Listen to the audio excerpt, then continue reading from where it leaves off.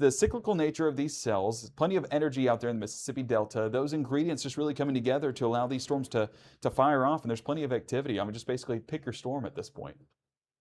Yeah, that's the thing. But Mississippi, and we talked about this at the school visit today, Mississippi fuel just ends up being so significant when you get in this situation that it's like, man, it just kind of keeps burning it up all night long. And so unfortunately, that's kind of what's happening here. So if we didn't use up the fuel earlier, we've got them going, the lift exists, and it's just going to try to probably keep rolling from there, unfortunately. So it's going to be a little rough. That's for sure. Yeah, long day going into the long night here. Okay, I'm going to start up the 10 o'clock show here real quick and probably toss to you fairly quickly. You're watching, again, Mississippi Live here, and we'll go ahead and kind of re-rack our show here in just about. At Vibe Aesthetics and Wellness, we believe confidence isn't just how you look, it's how you feel. From subtle, natural aesthetics to personalized wellness care, everything we do is intentional. This is beauty with purpose. At Vibe Men's Health, we take that same approach. We focus on what matters most: strength, energy, and performance. Built on real data, real medicine, and real results, we're here to help you look better, feel stronger, and live fully. Come with us today. Mississippi's trusted weather experts. This is Mississippi Live Weather at 10. Welcome to the Mississippi Live Weather at 10. I'm Chief Meteorologist Matt Law here as we're bringing up again, getting ready for a show. We'll be tracking quite severe weather. Continues to be our big headline tonight. I'm going to bring in our meteorologist, Gabe Maynard, who we've been talking to again through the evening here. And Gabe, obviously wind has been the story of the day. Not really very many hail reports, thankfully. And of course, the Delta has been that focal point that we're talking about, as unfortunately those rumbles continue into the night. Yeah, rumbles and severe storms as well for a few of us. I did see a few folks there in the chat asking, well, hey, what about my location? And it was on the far eastern fringes of our viewing area. That was an area that was used up already. Plenty of activity through the afternoon and evening. And fortunately, you guys are okay to hit snooze. But as we look at the overall coverage, primarily out there towards the Mississippi Delta, where severe storms continue to fire off, National Weather Service in Jackson monitoring those storms crossing the river in Cleveland, in Greenville, and even out there towards Doddsville, seeing some of that activity continue on along Highway 82. That's the focal point tonight. And all of this cluster of storms out here competing for the energy, not overly impressed with that. It's really out along the river that we're paying attention to, Matt. Okay, Gabe's going to give us some really honed in stuff here in a moment. I just want to kind of get like the overall picture here for just a moment, because I know one of the things that people always ask, and it's an important question, and I completely no, it's a selfish one in all the best ways. Is the question is can I go to sleep? Let's talk about our risk. Let's talk about how things land. We fall under a level 2 out of 5 risk. Those warnings. Most of us, it's a level 1 risk. And one thing that we know for absolute certain, as far as tornadoes go tonight, we are not expecting them. They are unlikely. Has been a different story. And it's important to note that wind damage can be significant as well. That's part of the reason why we always want you to be in a sturdier structure. Sometimes we'll call them a safe place, would probably be a good way to describe them as well. So if we come back over to Mama Justice Doppler radar here for a moment, the thunderstorms we're watching, again, this whole cluster working. Heavy rainfall, a lot of lightning. When we look at the hail potential here on our True Shield hail tracker, there is some sporadic hail potential, but more than anything, we've shown that when those hail cores are dropping is damaging winds, and that does continue to remain a concern. So we'll bring it the current time here, and we'll kind of focus in. We'll start in Louisville real quick and check some of these storms. I know we've had earlier on, and right now looking at our camera there in the Ackerman area, what we don't show is anything but nonstop lightning. But what that does mean, what we do show is quite a bit of lightning. On our FastNet camera there in Ackerman, and of course non-severe the way we describe those thunderstorms that stretch from there down toward the Kosciuszko area as well. 72 the current temperature there. Sorts of thunderstorms all around, and so lightning, heavy rainfall. But again, it's lightning and heavy rainfall. We're not talking about this producing significant damage Now, Greenwood, we're getting closer to where those storms are stronger, coming in right now with about 75 degrees. And then obviously back for locations around Greenville, that's where our camera there, again, going in and out, trying to focus, and that severe thunderstorm warning for Washington County. As we bring our meteorologist Gabe Maynard back in here, and then we're going to talk about some power outages. He's going to talk about those with Gabe. Obviously we've, been tracking it the last few hours. You guys have been tracking it very, very closely. It's the wind damage potential here in the Delta. And unfortunately, it is going to continue the next couple of hours, potentially as well. Yeah, it's exactly what we were expecting heading into the event. Wind and hail, and that has been the primary reports that we have received. No tornadoes. We were confident heading into the event, and that has held true throughout the entirety of our Wednesday. But those severe thunderstorm warnings continue to fire off until 10:30 on our Wednesday. That in place for Washington County and even Bolivar County on the outer fringes. Honestly, Bolivar County, kind of this first warning, not a concern anymore as it shifts more towards the south. But then we have this warning out in Sunflower County and Bolivar County as well. So we have 2 warnings for one county, basically meaning you're on the outer wall of these storms as they fire off, and that's where some of the peak potential will be. So looking at this specific storm, I want to go back towards Doddsville because a little bit earlier on it looked kind of impressive, but now kind of falling apart. So looking towards Doddsville, you saw for that brief moment there where we got the dark purples, the almost blacks. That's where I was worried about maybe some hail. We talked about the cyclical nature, and it looks like that has fallen apart. And that's really the case with a lot of these storms out there in Sunflower County and Bolivar County, kind of falling apart. And now our focus shifts more towards the south. And I want to say, Echo Tops have told a lot of the story. And we're not tall anymore on any of these storms out in Sunflower and Bolivar County. Looking out towards Greenville, that's fallen apart as well. And what storm is prevailing? Well, none other than the one that's close to Bourbon, right along Highway 61, Highway 82 intersection. And that's going to be the storm to focus on. But with that being said, we talk about the cyclical nature. Right on the southern extent of this boundary, we're seeing additional development, and that could very well get on the stronger side once again. But this is on the outskirts of that warning. So National Weather Service there in Jackson really going to have to gauge how to go about these next few moments, because these are going to be exceeding the warning, exceeding that box that you see there. So we'll see how that prevails and how those warnings get issued through the rest of the night. But either way, it's still going to be an impactful storm with some of that hail possible. Our True Shield Roofing hail swath had some impressive signatures crossing the river and moving into western Mississippi. Now getting more of the possible category, and even those starting to get lighter. Where it starts to get darker is that one on the southern fringes there in Leland. But as we look at this cell towards Janelle and Long, right along Highway 82 and Highway 61, the intersection there, we're starting to get some of that possible report. And as we look up around Doddsville, you saw for a brief moment there, it ended up going probable. If I have that right, it might just be a dark shade of purple. I guess it was an overly dark shade of purple. So it never went probable, but it was as far in the possible category as it could get without it being probable. And that was what we were worried about for a brief moment there at some of the hailstones falling out of this.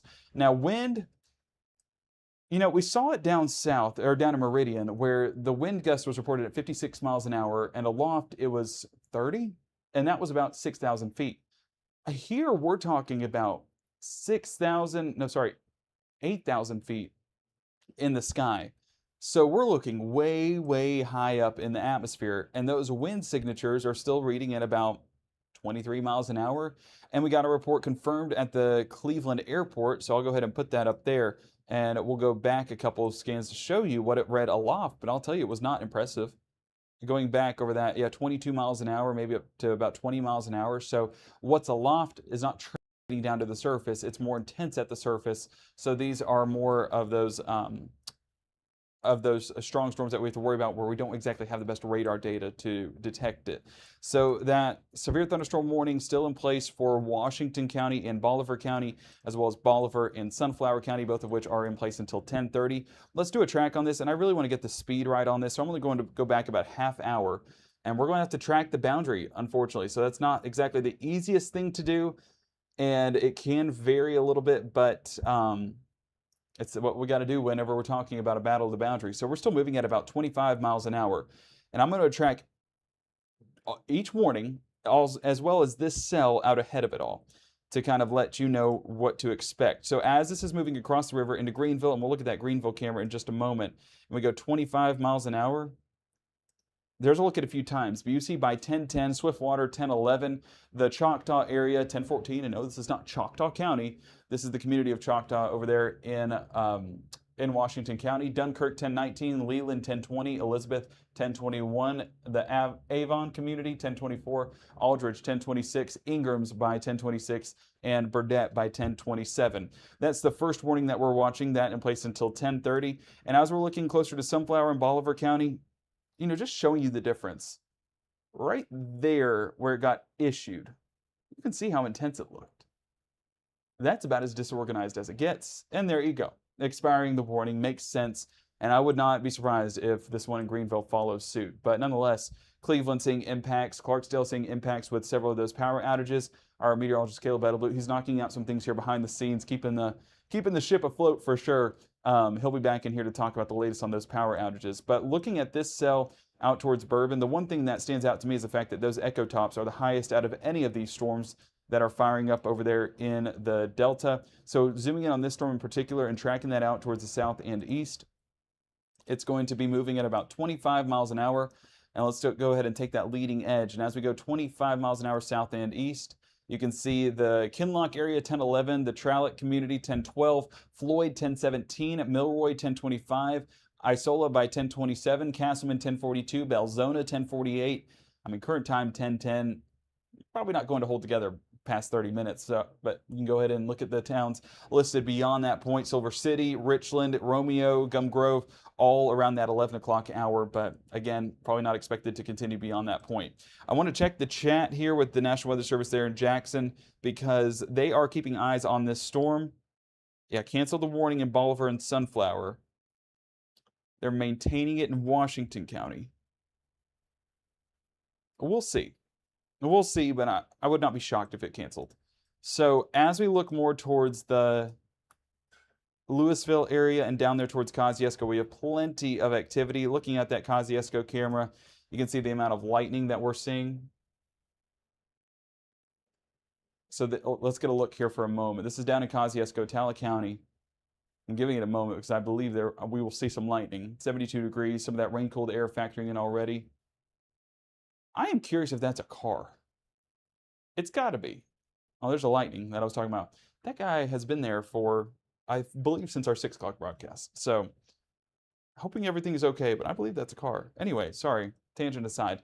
As we look back here on our Noxapater storm, let's go ahead and bring it over to, let's see, distance away. We're talking, okay, let me go back over here. Okay, so this one will be a little bit closer out of our Monroe County site. And looking at our wind mode there, I'm not overly impressed by it, but that's been the case on all of these storms. I'm not overly impressed by any of these wind signatures aloft, but either way, they do translate to some pretty gusty conditions at the surface. Our True Shield Roofing hail swath, possible, not probable. With that setup, I'm not impressed by the signature that I'm seeing there. As we bring it back to our Jackson radar site, I'm going to look north into this storm and look at the wind mode, because what stands out to me is look at the tops. We're 55,000 feet there, so that's a pretty elevated storm as it's moving through the southern extent of Atala County. What we got a visual there of some of the lightning a moment ago. But these storms don't look overly impressive on radar, and comparatively speaking, I would say definitely out towards the Delta looking a little bit more impressive there. So the outflow boundary that we've been talking about, let's take it 30 minutes and kind of pay attention to the positioning of the outflow. So you're getting some of that development happening within the outflow boundary that's going to feed into these cells that are towards Holmes County. And then you're getting a back building process further off towards Eudora and Portland, Arkansas. This is along that outflow. We're too far away from the outflow. This is becoming outflow dominant. This is going to be much less impressive over those next few moments, already getting less impressive at the 10-12 hours. So they're probably going to expire that because that is not severe anymore. Maybe towards Arcola, we're talking about some strong storms potentially, but nearly the signatures that we had on our Mama Just to Stop the Radar even 20 minutes ago. Looking out of Greenville, we can at least get a visual into this storm because it's overhead right now. And as we look at Greenville, probably going to be getting plenty of lightning. Let me toss this warning off to the side so that way we can keep it on our screen, but also look at what we have on our camera there. Yeah, there's the rainfall falling on the lens. I'm waiting on the lightning because I know for sure that there's plenty in the area, and that's going to amount to those power outages. Again, we'll hear from our meteorologist, Caleb Edelblut, here in just a moment, but Really? There it goes. Okay, I was about to say, radar. Okay, now we're getting plenty of it. I'm going to get off the camera now because I don't want to I don't want any more lightning to happen over there in Washington County. Either way, we're watching further out ahead. Let me make sure. Okay. James went ahead and cured all of my curiosity. It's a church sign out in front of Kosciuszko. I was about to say, if that's a car, I might drive down to Kosciuszko and help him if he's been there for that long. But I guess it's been there for a lot longer than 4 hours. It's been there for years. So either way, anyway, bringing it back here to our Mama Justice Doppler radar, I'm not impressed by what I'm seeing. We'll keep going until that warning does expire, or if they go ahead and end it early. But nonetheless, everyone's wondering what that was in front of the church. Golly, for it being there that long, why are we just now having some curiosity for it? Let me look in the chat. Moving through Grenada, going to get stronger. Yeah. One thing I will say, Robin, talking about what you're discussing there, and let's see if I can line up my hand. That report right there. Staying home is how you need to handle days like today. Do not go out into the storms. If you are at home, then you're where you need to be. The only thing that could cause impacts is maybe a tree falling or something can fall on your house. But if you're away from the windows, away from the doors, then you're where you need to be and you're in a very safe location. So that's where, staying home, braving it out, hey, that's exactly what you need to do. And that's how we need to prepare. These aren't tornado warnings where we need to go to the tornado shelter or anything like that. You're welcome to. But I don't even think most of them are open whenever it's just a severe day like today. But if you have any storm shelters, don't need to go there with the setup like this. You just need to go to kind of the interior part of your home, similar to a tornado warning, but it's still just basically allowing you that reinforcement. If a tree does fall, that's not going to break down the wall that you're right beside and potentially impact you. So, Robin, doing what you got to do. I do see several of you asking about different signs, or not signs, different locations. Sorry, I read James's comment there. But appreciate Drake and Robin. Hey, it looks like you guys know each other. So appreciate you guys joining us there in the chat. But yes, we are watching these storms. The one in Grenada, I'm not overly impressed with. Just going to be a moderate rainfall overnight. Our meteorologist Caleb Edelblut has been steadying the ship behind the scenes, but he is joining us now, watching some of those reports that are coming in the power outage department. And Caleb, unfortunately, more and more of those starting to climb and develop. And of course, you've got the latest for us. No, I do, and yeah, we're dealing with several. Is your mic on? Nope, I just walked back in. Okay, I'll put it on me, and then we will toss over to Caleb here momentarily. It won't take long. But either way, as we're looking at those severe thunderstorm warnings, you can see how unimpressive that it has gotten towards Bolivar and Washington County. So here in a moment, we're going to go through that, take you to Mississippi Live News, and then we will go to our Futurecast to kind of track out the next couple of days. But nonetheless, I'm not impressed with what I'm seeing. Caleb, you've been watching it behind the scenes. Are you impressed with anything that you're seeing? I'm just, no. Yeah. Okay, so Caleb in agreement with that. Of course, we're staying live through the warning. That's our policy here. But we like where things are headed and we like where things are at. Of course, power outages expected, but if we're talking about an imminent danger to folks over there in Greenville, Arcola, anywhere in Washington County or out towards Sunflower, Humphreys, all of those locations, I'm not seeing anything that's standing out, at least not with an imminent danger just yet. So I'm curious if they're going to expire that. I guess I'll look at that here behind the scenes. But Caleb, you all mic'd up? Yeah, I think it'll work. Okay, well, let's go ahead and toss to our meteorologist, Caleb Edelblut, having the latest on the power outages where we've seen the most significant impacts today, as well as, it's worth taking a look at if we have any weather watcher pictures. It's just nighttime and not a lot of folks up and around because, hey, they're all home where they need to be, staying safe in the storms. But power outages, you have the latest. Go ahead and tell us what you're seeing. Yes, no, we're dealing with those power outages. Hopefully y'all can hear me a little bit better now that I actually have a mic on. That would probably solve the issue. But unfortunately, one of the things that we've been dealing with throughout the daytime hours and into the evening overnight period, I always start off with this graphic to let us know what the amount is for customers affected here in Mississippi. We are now up to 8,000. So that continues to increase. But thankfully more people start to come back online, and you'll notice Kemper continues to be the most prominent with 2,530 people out of power as those severe thunderstorm warnings continue to push further and further south into central Mississippi. But we are starting to see more outages get reported for you guys out here in the Delta as these are pushing further southeastward, hopefully continue to lose its head of steam. But that is something that we're continuing to monitor here behind the scenes. So I wanted to take a look out here and Entergy, and I had it saved on my radar. Yes, it was, yeah, between Rosedale and Gunnison, where we're dealing with several outages. You can see pretty much the red is where, of course, we're seeing those outages, those power lines not active anymore. And those just continue to pop up out here across the Delta. So we're starting to see that outside of Greenwood, outside of Cleveland, not really affecting you guys much in the city, but we're just kind of seeing it spread out as more outages start to get reported. Again, very isolated in nature, but something that we're continuing to keep our eyes on. Another one out here kind of in Tallahatchie EPA, we're dealing with 51 and 31 in that outage area just outside of Charleston, getting closer towards Teasdale, 2 just on the outskirts and isolated, 411 kind of close to the Tillatobo region, 63 right along the county lines, 45 just south of Rosebloom. So unfortunately, those just continue to climb, and I always like bringing it back towards Ford County, as you guys were dealing with quite a few outages and lack of power earlier, but these just continue to impress that we're seeing less and less numbers every time we come back on to update you for Ford County Electric. So they are doing a fantastic job getting out, getting the power back on for you guys. The unfortunate news on down for Mississippi Electric Association, they have so much on their plate. And honestly, if I'm right here, customers affected 3,216.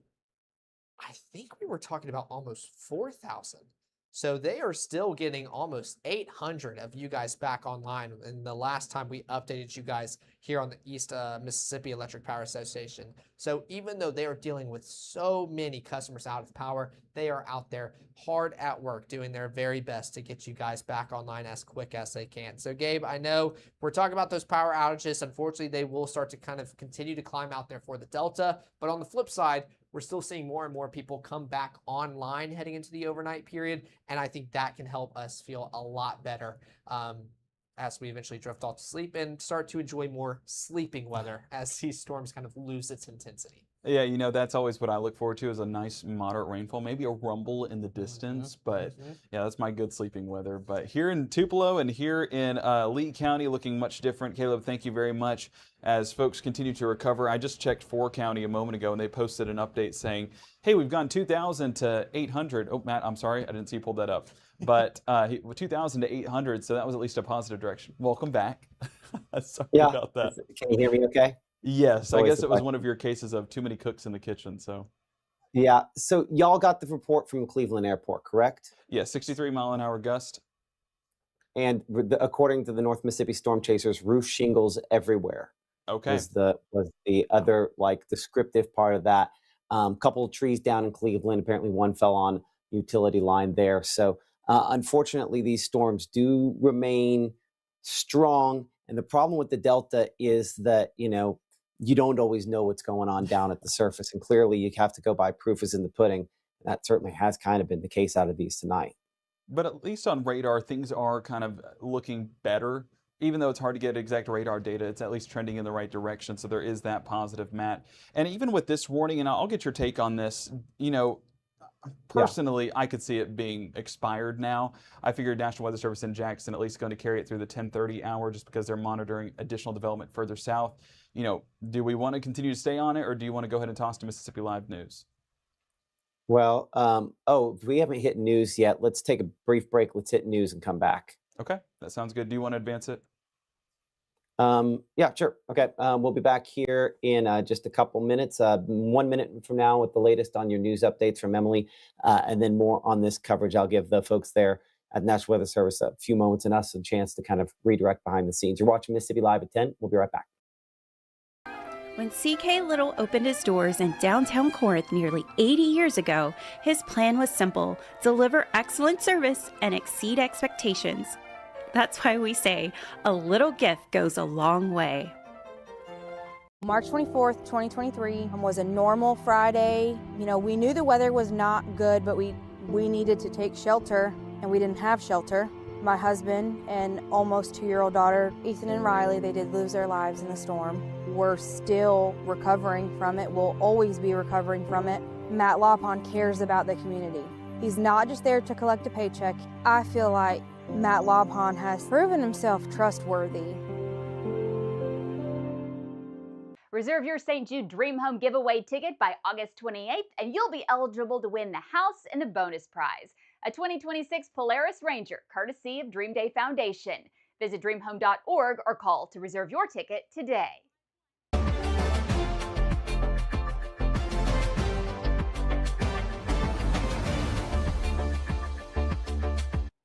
Hello and good evening, everyone, and thank you so much for joining us here on Mississippi Live. I'm Emily Leonard. Folks in Ripley want more shopping, more restaurants, more stores, and it's getting a lot of help to get there. The city is partnering with Retail Strategies, a Birmingham-based firm that recruits retailers and restaurants to small communities. Mayor John Grisham says it's about quality of life, so residents don't have to drive out of town for shopping and eating. The timing's no accident. It comes as Highway 15 gets a bypass and widening project connecting Ripley to New Albany. Mayor says Ripley wants to get ahead of that growth, not react to it after the fact. Eupora, your voice is wanted for the future of your town. The next Eupora 2040 Action Circles meeting is set for tomorrow, Thursday, at 6 to 7:30 at the Civic Center. Organizers say you don't have to be an expert or you didn't have to attend the first meeting to go to this one. If you live, work, or raise your family in Eupora, your voice belongs in this room. Really need you all to come out and be a part of this. Again, we don't create a comprehensive plan that benefits everyone unless everyone's at the table. So I encourage you to come on out to the Civic Center tomorrow night and make sure you've got a voice at the table that is heard and that any concerns you have are being addressed as we work through this process. Again, it's going to take all of us to identify our priorities as a community so that we have a good plan and a good roadmap for the next 10 to 15 years. Hope to see y'all there. Again, that meeting is set for Thursday at 6:30 at the Eupora Civic Center. Monroe County is taking a very hard look at ambulance service. Comes after an incident in Smithville that raised concerns about response times and care from MedStat.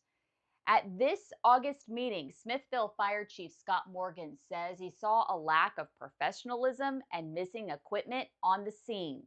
Supervisors have approved a new ambulance advisory committee made up of fire chiefs, 911 officials, and a sheriff's office representative.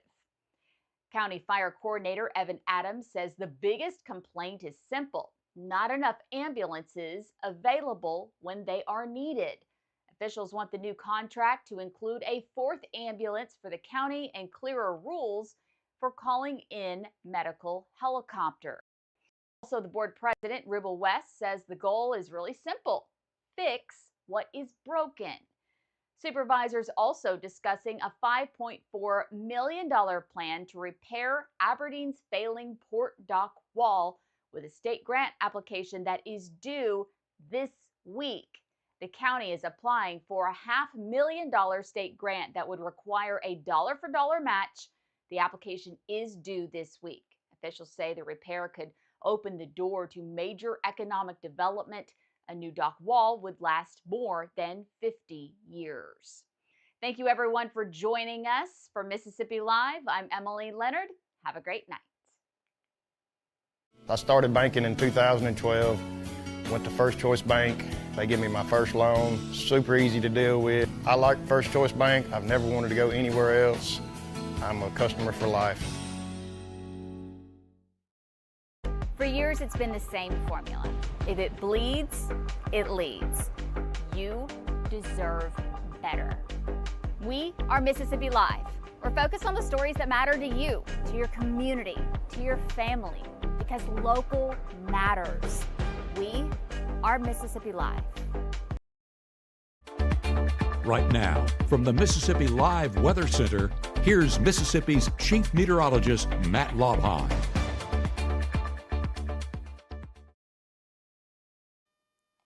You're watching Mississippi Live here at 10. I'm Chief Meteorologist Matt Laubheim alongside our Gabe Maynor and Caleb Bettelblute. You know, one of the things Caleb and Gabe were talking about again before the break, before we kind of came back and did some news, the storms out here toward Greenville, expiration of that warning expected here in a couple of minutes. This is not a scenario where, I see a whole lot out there that is significant, strong, or severe. In saying that, you just have to sometimes go by what storms have done.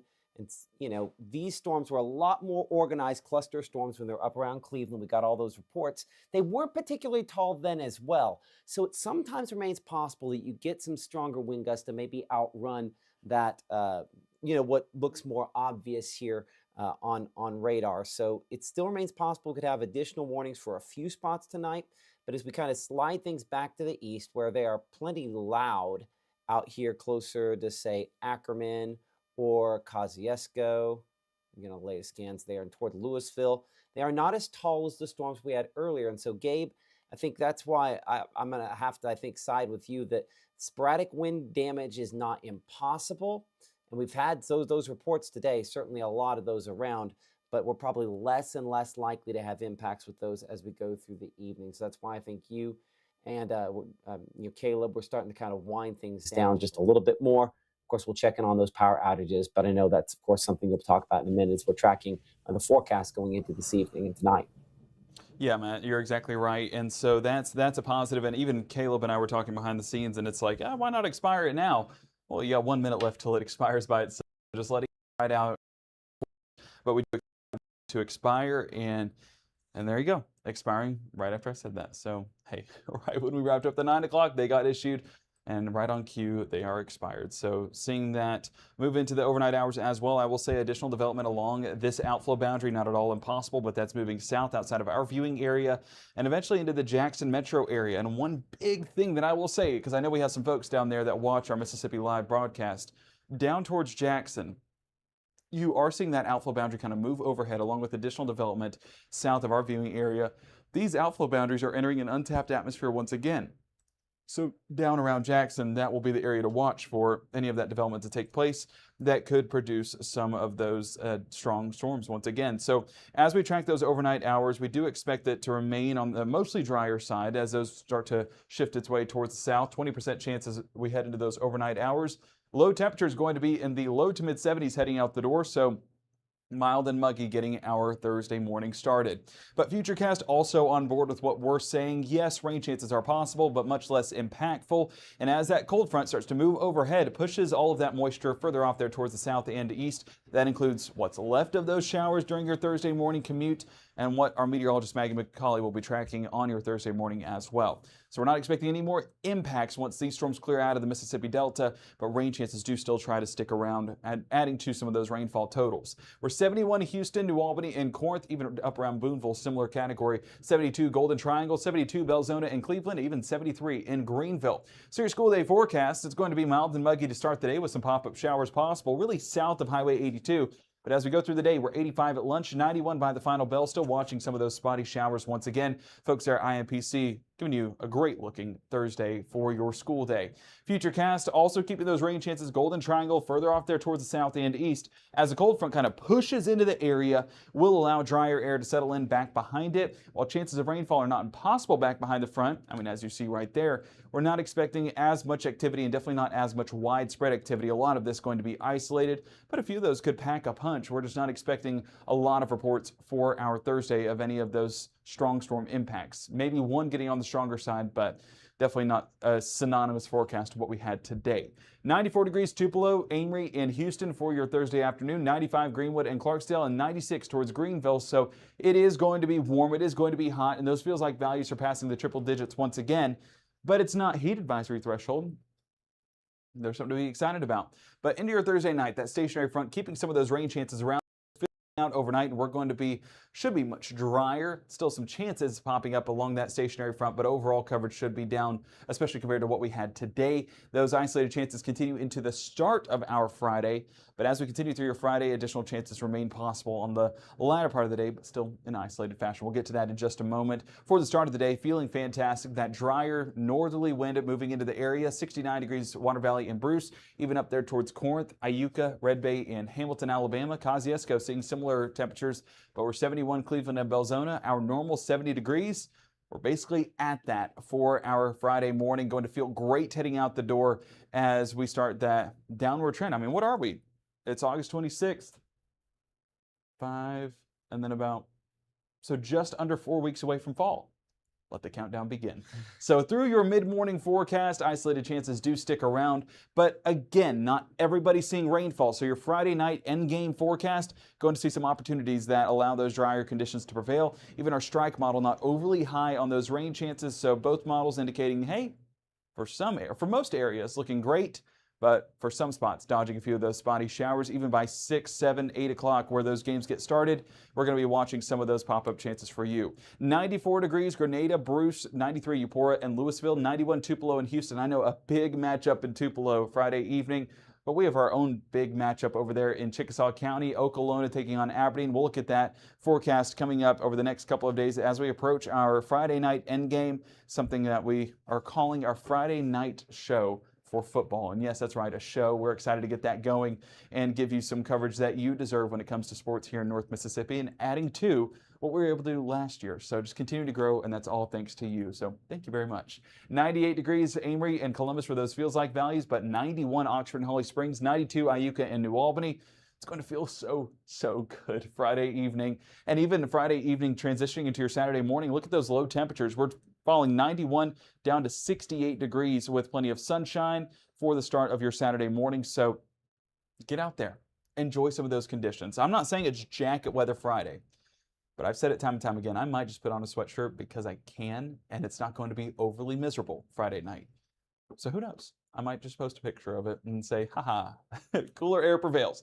Either way, what's prevailing tonight is going to be the storms kind of dying off, or at least that severe weather threat dying off. As we look at the latest scan there on our Mama Justice Doppler radar, not overly impressed by any means. Now, we've gotten plenty of reports throughout the day. Let me tell you that. Plenty of those wind reports coming in, knocking some of those power outages out, or knocking some people's power out, as well as knocking some trees down, making for a little bit of a hazardous commute. But those storms all south of 82 at this point continue to shift towards the south and looking less and less impressive as each scan goes by. Even this impressive cluster here, once I swap the radar site over to our Monroe County site, I'm still packing a punch, still with that heavy rainfall, but I'm not seeing anything that's overly concerning right now. Another way we're able to tell that, echo tops coming down as well. So that's a positive heading into the overnight forecast. Of course, we're having eyes on that here behind the scenes, but not expecting much from what's left of these storms. But our meteorologist, Caleb Edelblut, he's joining us in the studio tonight to talk to us more about those power outages as those storms continue to make their way across the Mississippi Delta.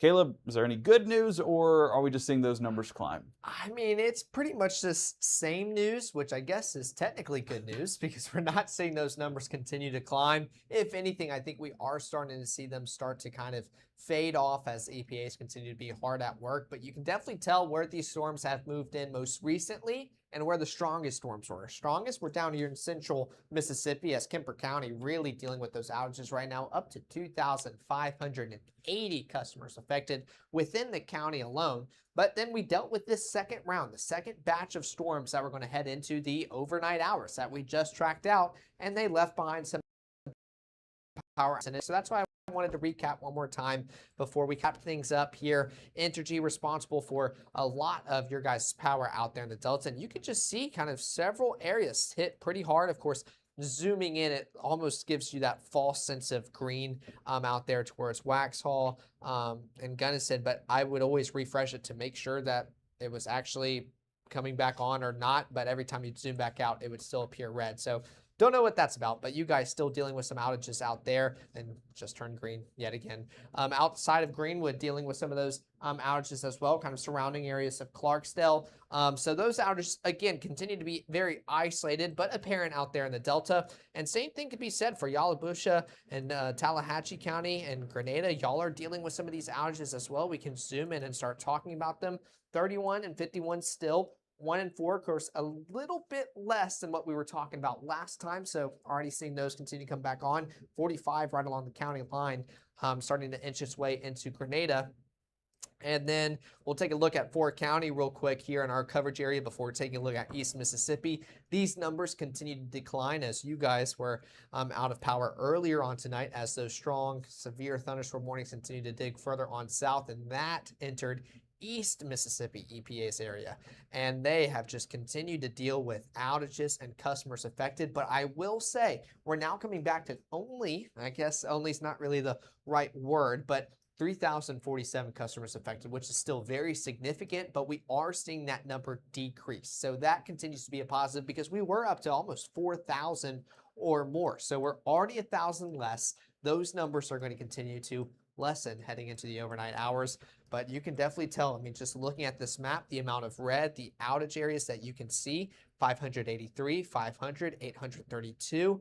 I mean, and it refreshes every minute to make sure we have the most updated. And actually, there we go. That is our good news heading into the overnight hours. We are now below 3,000. So 2,906 coming back in at this current time at 10:39, 10:38 at night. So Gabe, I think that could kind of show us what to expect heading into the overnight hours. We're starting to see those numbers start to decrease, conditions getting a lot more quieter, and wow, you did it again. The artistic skills are showing. The mouse did great. But yeah, I mean, good news heading into tonight. And I will say, if you're wondering, hey Gabe, hey Caleb, I'm tired, I want to go to sleep. Well, here's a look at that latest go to sleep graphic. I think this basically tells a story. And Caleb, thank you so much for updating us and giving us some positivity heading into our Wednesday night. But yes, power crews are working hard, hopefully restoring those outages before your Thursday, because heat is still on the horizon. It's summer in Mississippi, so we got to make sure we have that air conditioner ready to go. But as we track that go to sleep, and I did not mean to click the pedal, so we're going to go back one graphic here. That's what you call...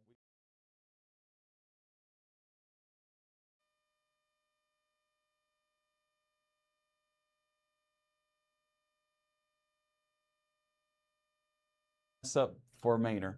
So go to sleep is in effect for everybody, pretty much in our viewing area, except for folks south of 82, as we watch those storms kind of move through Louisville, down there towards Kosciuszko, Chula, even some potential there for some storms to develop, and then down towards the Rolling Fork area and off there towards Hollandale. That's where we'll be watching further into the night for you. One of the biggest things that I'm seeing down there that is making me hesitant on putting a go to sleep for everybody is, as I clear this off and we shift further south, watch Yazoo City. And we'll pull up Rolling Fork here in just a moment, but putting it on a loop here. Talk about the boundaries, right?